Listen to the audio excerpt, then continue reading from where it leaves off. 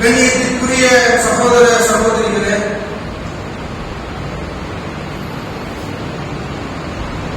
ரமலானுடைய மாதத்தை நாம் அடைந்து அதிலே 3 பகுதிகளாக இருக்கக்கூடிய 30 நோன்புகளில் 2 பகுதியை கடந்தவர்களாக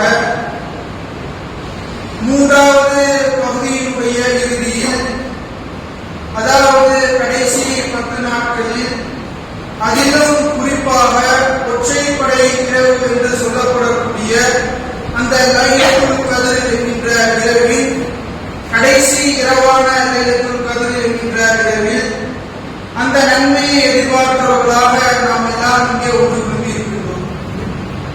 நாம் எந்த நோக்கத்திற்காக இந்த சபையில் அமர்ந்திருக்கின்றோமோ அந்த நோக்கத்தை வல்ல ரஹ்மான் உங்களுக்கும் எனக்கும் உங்கள் குடும்பத்தாருக்கும் என் குடும்பத்தாருக்கும் தந்தர வேண்டும் என்ற பிரார்த்தனையோடு என்னுடைய இந்த உரையை ஆரம்பம் செய்கின்றேன். கண்ணியத்திற்குரிய சகோதரர்களே, சகோதரிகளே, இஸ்லாமிய மார்க்கத்தை பொறுத்தவரையில் உபதேசங்களுக்கு முக்கியத்துவம் அளிக்கக்கூடியதாக இஸ்லாமிய மார்க்கம் இருக்கின்றது என்பதை நம்மில் இருக்கக்கூடிய ஒவ்வொருவரும் அறியக்கூடியவராக இருக்கும். எந்த அளவுக்கு என்று சொன்னால், தொழுகை எப்படி ஒரு வழிபாடோ அதை போன்ற இன்னபிற வழிபாடுகள் என்று இஸ்லாமிய மார்க்கம் நமக்கு எவையெல்லாம் அனுமதித்து இருக்கின்றதோ அதை போன்ற அந்தஸ்தை இஸ்லாமிய மார்க்கம் இந்த உபதேசங்களுக்கு வழங்கக்கூடியதாக இருக்கின்றது. சொல்ல போனால் வழிபாட்டுக்கு நிகரான அந்தஸ்தை இந்த உபதேசங்களுக்கு, இந்த அறிவுரைகளுக்கு இஸ்லாமிய மார்க்கம் அளிக்கக்கூடியதாக இருக்கின்றது. இதை நாம் நம்முடைய சிந்தனையில் பால் கொண்டு வந்தால், நாம் ஒவ்வொரு வாரமும் அடையக்கூடிய அந்த ஜும்மாவை பொறுத்து நாம் இதிலிருந்து மிக தெளிவான விஷயங்களை அறிந்து கொள்ள முடியும். முஸ்லிம்களாக பிறக்கக்கூடிய, முஸ்லிம்களாக வாழக்கூடிய ஒருவன், ஒருத்தி, அப்படியாக இருக்கக்கூடிய ஒருவர் வாரம் ஒரு முறை ஜும்மாவை கட்டாயம் கடமையாக இருக்கக்கூடியவனாக இறைவன் சொல்லுகின்றார். அந்த கடமையான காரியத்திற்கு இறைவன் பல்வேறு வகையான காரணங்களை சொன்னாலும், மனிதனாக இருக்கக்கூடிய ஒருவன் வாரத்திற்கு ஒரு முறையேனும், 7 நாட்களில் வாரத்திற்கு ஒரு முறையேனும் அவன் உபதேசத்தை கேட்கக்கூடியவனாக இருக்க வேண்டும் என்ற அடிப்படையில் வாரத்தில் அந்த ஜும்மா என்கின்ற அந்த நாளை இறைவன் நம் மீது கடமையாக்கி இருக்கின்றார். இதில் நபிகளால் அவருடைய வழிகாட்டல் என்னவாக இருக்கின்றது என்று சொன்னால், நீங்கள் அந்த ஜும்மாவுடைய நாளை, அந்த ஜும்மாவுடைய நேரத்தை நீங்கள் அடைந்தால் நீங்கள் தொழுகையை சுருக்கிக் கொள்ளுங்கள், உபதேசங்களுக்கு அதிகமான நேரத்தை செலவிடுங்கள். ஜும்மாவுடைய நாள் என்று வந்தால் நீங்கள் தொழுகையை சுருக்கிக் கொள்ளுங்கள், உபதேசங்களுக்கு அதிகமான நேரத்தை செலவிடுங்கள். இது ஒரு காரணம்.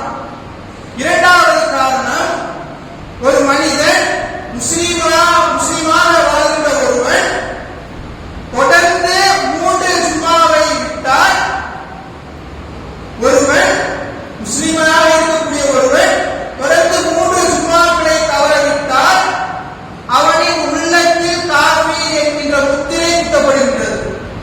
என்ன காரணம்?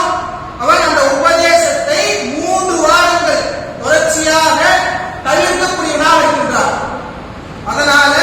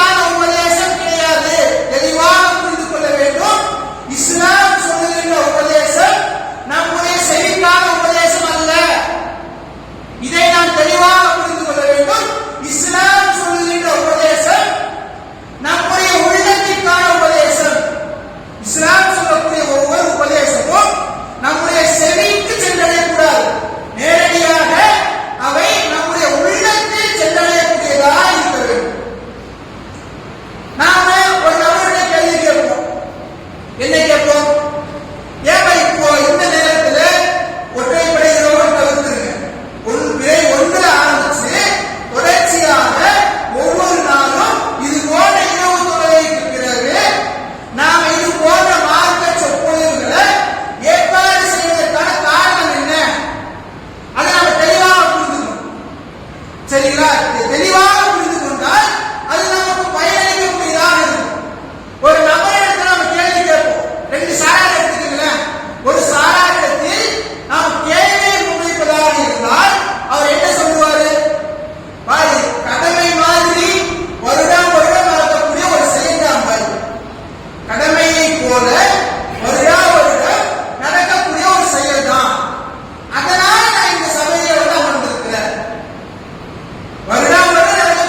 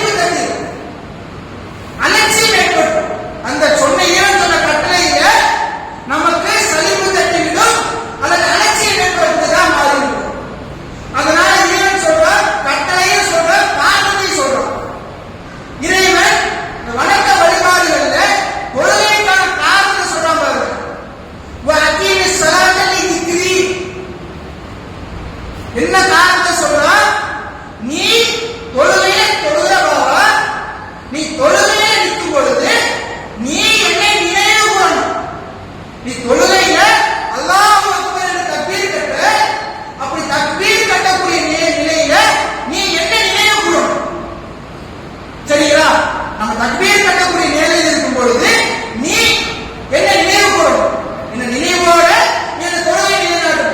அது குறிப்பிட்ட தொழுகை எல்லாம் கிடையாது. அனைத்து தொழுகைகளிலும் நாம தக்பீர் கட்டினால் இறைவனுடைய நினைவு, இறைவனுடைய நினைவோடு நாம் அந்த தொழுகை நிலைநாட்டும்.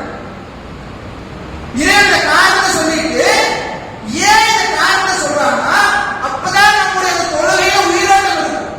நீ என்ன நினைவு கூர்ந்து காரணத்தை சொன்னா நாம் அந்த தொழுகையை உயிரோடு படுத்தக்கூடியதா இருக்கும். இப்படி இறைவன் ஒவ்வொரு வணக்க வழிபாடுகளுக்கும் இறைவன் காரணத்தை சொல்லக்கூடியதா இருக்கிறான்.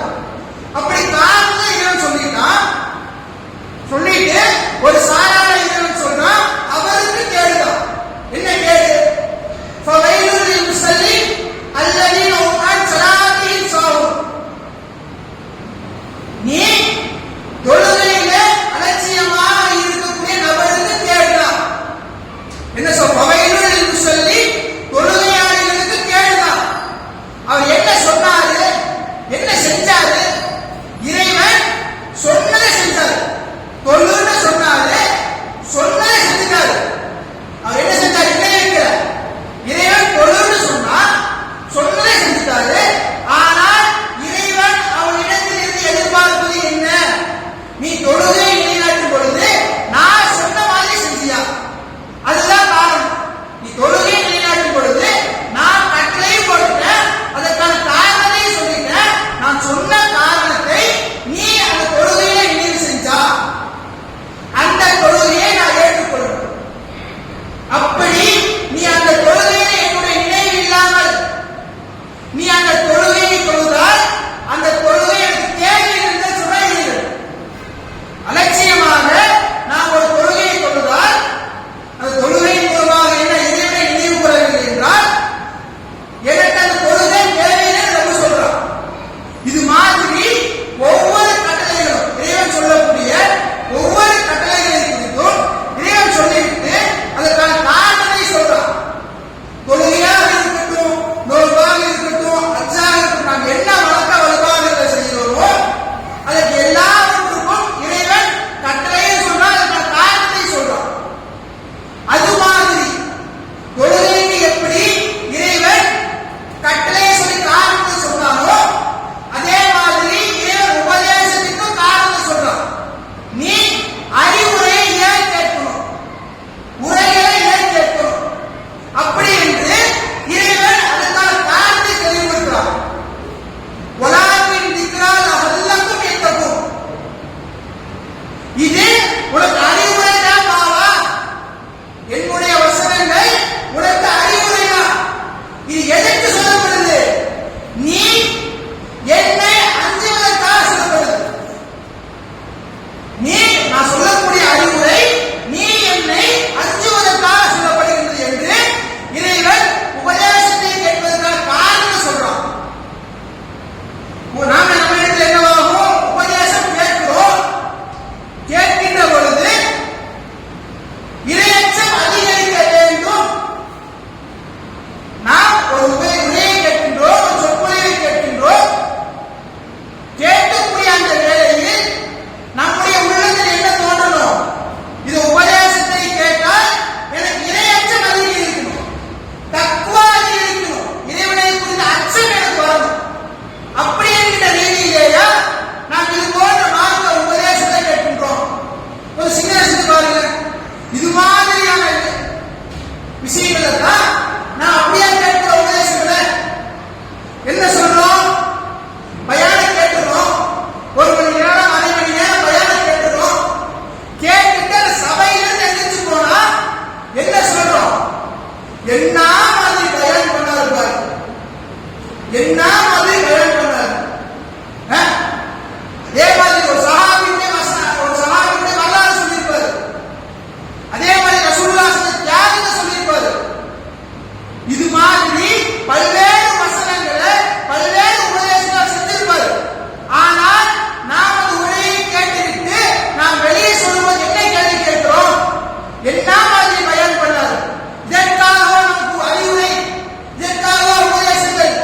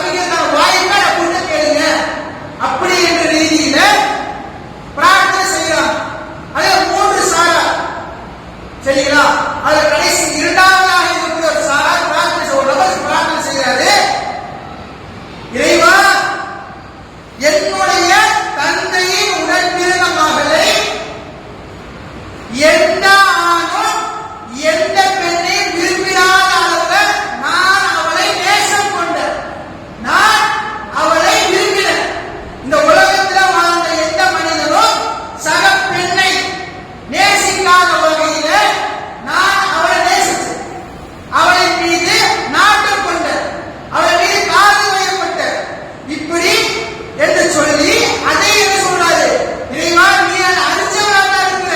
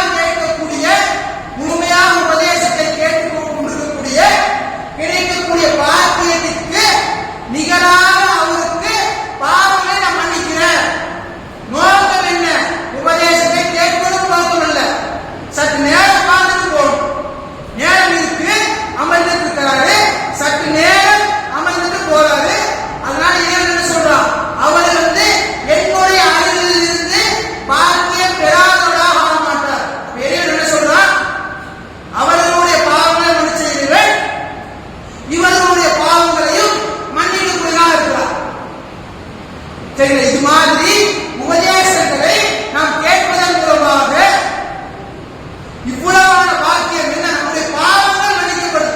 நாம் என்ன கஷ்டப்பட்டுட்டோம்? ஒவ்வொரு நேரம் ரமலானுடைய மாதம் துவக்கத்தில் இருந்து 29, 28 இரவு கடந்துட்டோம். 28 இரவு நாம் கடந்து வந்திருக்கிறோம்.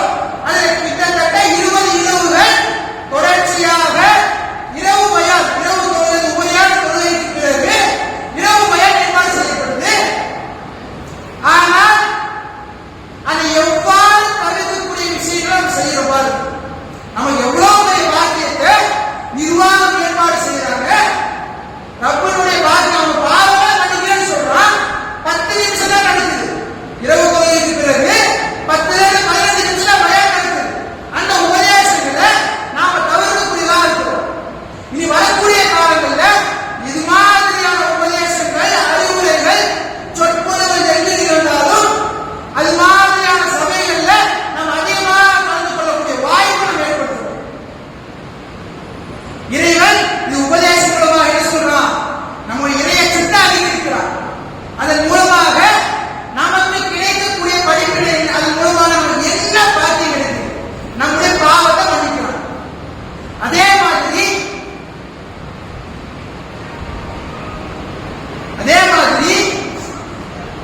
இதே போல இது மாதிரியான இறைவனுடைய இல்லங்கள் அமர்ந்து கொண்டிருக்கின்றோம். இறைவனுடைய இல்லத்தில் அமர்ந்திருக்கிறோம். அமர்ந்திருக்கக்கூடிய வேளையில இறைவனுடைய வேதத்தை ஓதிக் கொண்டிருக்கிறார்களோ, யாரெல்லாம் ஓதிக்கொண்டு அதை மற்றவர்களுக்கு படித்துக் கொடுத்துக் கொண்டும் இருக்கிறார்கள் என்றால் அவர்கள் மீது என்னுடைய அமைதி இருந்தது. அவர்கள் மீது என்னுடைய அமைதி இருந்தது. அவர்கள் மீது என்னுடைய இறையாமல் பொருந்திக் கொள்கின்றது என்று இறைவன் சொல்றான். யார் என்று சொல்றார்கள்? இறைவன் என்னோடு தம்மோடு இருப்பவர்கள் மத்தியில் நான் நினைவு கூறேன்.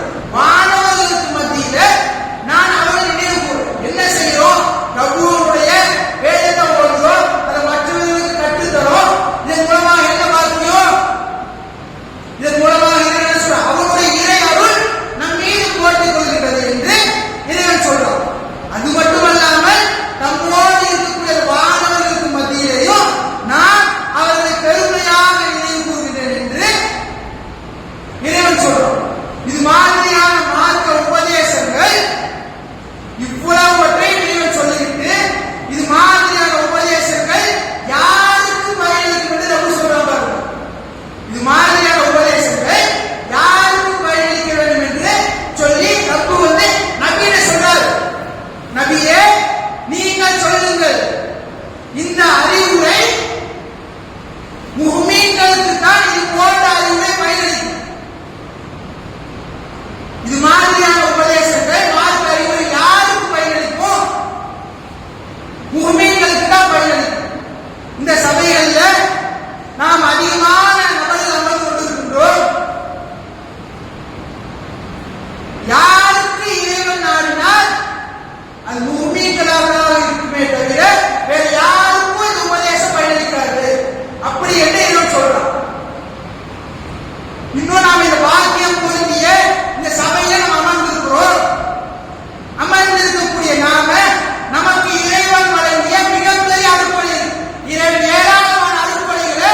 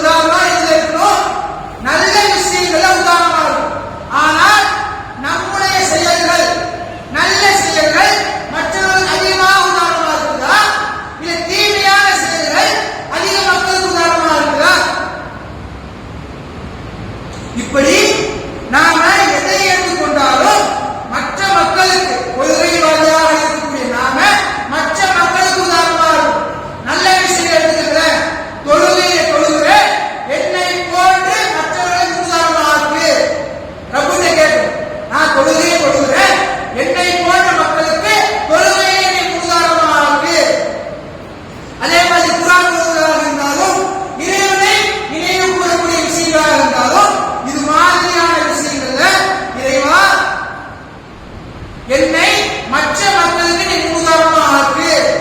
நாம் என்ன நினைக்கிறோம்? நான் கொள்கைவாதியாக இருக்கிறேன், கௌரவவாதியாக இருக்கிறேன். அப்படி இருக்கக்கூடிய நான் என்னவாகுவோம்? சொர்க்கம் போனா போதும் என்கின்ற நிலையில நாம் தனிப்பட்ட வாழ்க்கையில தனிப்பட்ட விஷயங்கள்ல ஈடுபாடு, கொள்கை சார்ந்த ஈடுபாடோடு, ரகுவை சார்ந்த ஈடுபாடோடு இருக்கிறோம். ஆனால் மறுமையினுடைய விசாரணை என்னவா இருக்கும்? தனிப்பட்ட வாழ்க்கையை குறித்து மட்டுமா இருக்கும்? மறுமையினுடைய விசாரணை என்னவாக இருக்கும்? நான் 60 வருஷம் கொடுத்திருக்கிறேன், 40 வருஷம் கொடுத்திருக்கிறேன் பாவா, 70 வருஷம் நான் கொடுத்திருக்கிறேன். ஆனா நீ நன்மையான காரியங்களை செஞ்ச, தீமையான காரியங்களை செஞ்ச, அதற்கு ஒரு விசாரணை இருக்கு. நம்முடைய தனிப்பட்ட வாழ்வு குறித்து அதற்கென்று தனி விசாரணை இருக்கு. ஆனால் இறைவன் நமக்கு வழங்கிய குடும்பத்தை குறித்தும் நமக்கான விசாரணை இருக்கு. நமக்கு என்னென்ன பொறுப்புகள் வழங்கப்பட்டிருக்கின்றதோ அந்த பொறுப்புகளை குறித்தான விசாரணை நமக்கு இருக்கு. மறுமையில தனிப்பட்ட வாழ்வு குறித்து விசாரணை இருக்கு. நான் கடவுளாக இருந்தால் என்னுடைய மனைவியை எப்படி பார்த்துக்காவது செய்ய வேண்டிய கடமையை செஞ்சனா? அதுவே மகனாக மகளாக குழந்தையாக இருந்தால் அவருக்கு செய்ய வேண்டிய விஷயங்களை செஞ்சிருக்கிறார். அதுவே வயது முதிர்ந்த பெற்றோர்கள் இருந்தால் அவர்களுக்கு செய்ய வேண்டிய உபதேசங்களை செஞ்சிருக்கிறார். அப்படி என்று மறுமையினுடைய விசாரணை ஒருவருடைய தனிப்பட்ட வாழ்வு குறித்து இருக்காது. மறுமையினுடைய விசாரணை அவருக்கு இந்த உலகத்தில் வாழும் பொழுது குடும்பம் கொடுக்கப்பட்டிருந்தால் குடும்பத்தினுடைய உறுப்பினர்களை குறித்து விசாரணை இருக்கு. அவர்களுக்கு என்னென்ன பொறுப்புகள் கொடுக்கப்பட்டிருக்கின்றதோ அந்த பொறுப்புகளை குறித்தும் அவர்களுக்கு மறுமையில விசாரணை இருக்கு. இதை குறித்து அல்லாஹ்வுடைய தூதர் சொல்லுகிறார்கள், நினைவில் கொள்ளுங்கள், நீங்கள் ஒவ்வொருவரும் பொறுப்பாளிகள் தான். உங்களுடைய பொறுப்புகளை குறித்து நாளை மறுமையில விசாரணை செய்யப்படுவீங்க. உங்களுடைய பொறுப்புகள் குறித்து நாளை விசாரணை செய்யப்படுவீங்க. கணவனாக இருந்தால், ஒரு ஆணாக இருந்தால் அவன் தன்னுடைய குடும்பத்தினுடைய பொறுப்பாளர். அவன் அது குறித்து நாளை மறுமையில விசாரணை செய்யப்படுவான். அதுவே ஒரு பெண்ணாக இருந்தால் தன் கணவனுடைய இல்லத்துக்கும் அவனுடைய குழந்தைக்கும் பொறுப்பாளி.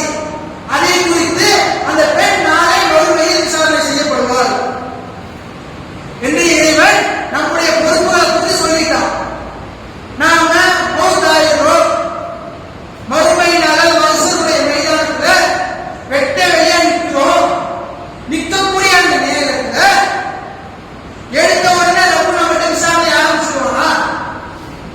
எடுத்த ஒரு மறுமையில பார்த்தா ரப்பு நிறுத்தினப்போ எடுத்த உடனே நம்மகிட்ட விசாரணை இறைவன் ஆரம்பிச்சிருவானா? இறைவன் தன்னுடைய விசாரணையை 3 விதங்கள்ல ஆரம்பிப்பான். எப்படி? 3 ஏடுகள் மூலமாக நம்முடைய விசாரணையை இறைவன் ஆரம்பிப்பான். எப்படி ஆரம்பிப்பான்? 3 விதமாக ஏடுகள் அவருடைய கைகளில் வழங்கப்படும். ஒரு சாராருக்கு வலது கையில வழங்கப்படும்,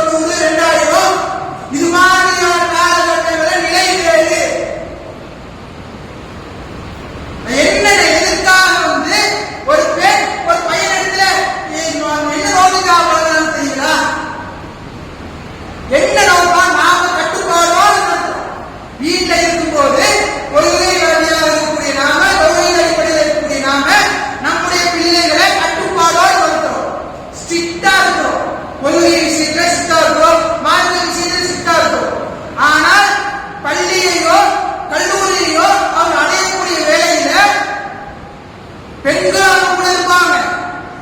ஆனால் ஒரு அந்நியன் ஆண் கொஞ்சம் சிரிச்சு பேசிட்டாங்க இல்லைங்கள, அவ்வளவுதான் பெண். நாம வீட்டுல இருக்கும்போது ரொம்ப ஸ்ட்ரிக்டா இருந்துட்டோம். வீட்டுல இருக்கும்போது ரொம்ப ஸ்ட்ரிக்டா இருந்துட்டோம். இவன் பாரு நம்ம என்ன சொன்னாலும் பேசுறான், எப்ப கூப்பிட்டாலும் பேசுறான். இந்த முசீபத்து இருக்கு கையில.